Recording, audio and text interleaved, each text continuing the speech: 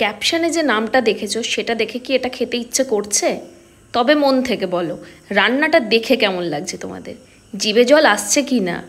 খুব সুন্দর হয় খেতেই উচ্ছে আর পুঁটি মাছ দিয়ে চচ্চড়ি। উচ্ছেটাকে কেটে নিয়ে বীজটা বার করে নুন দিয়ে ভালো করে উচ্ছের যে এক্সেস জলটা বার করে নেবো। এরপর একটা বাটির মধ্যে নেব সাদা সর্ষে, অল্প একটু কালো সর্ষে, 1 চামচ মতো তিল আর দেবো শুকনো লঙ্কা, ভিজিয়ে রেখে বেটে নেব। এরপর একটা পাত্রের মধ্যে নিয়ে নেব পুঁটি মাছ, সঙ্গে নুন আর কিছুটা হলুদ গুঁড়ো। ভালো করে মাখিয়ে নিয়ে প্রথমেই মাছগুলো একটু কড়া করেই ভেজে তুলে নিতে হবে। ওই তেলেই কড়া করে করলাটাও ভেজে নেব। করলা বা উচ্ছে যাই বলো না কেন, একটু বড় সাইজেরগুলোকে করলা বলে, ছোটোগুলোকে উচ্ছে বলে।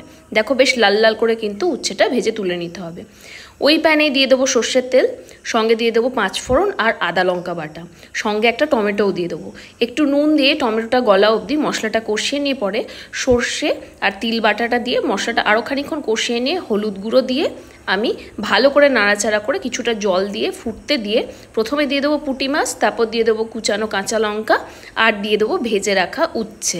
বিশ্বাস করো এত সুন্দর হয় খেতে, গরম ভাতে এটা হলে আর সত্যি কিছু লাগে না। Must try recipe.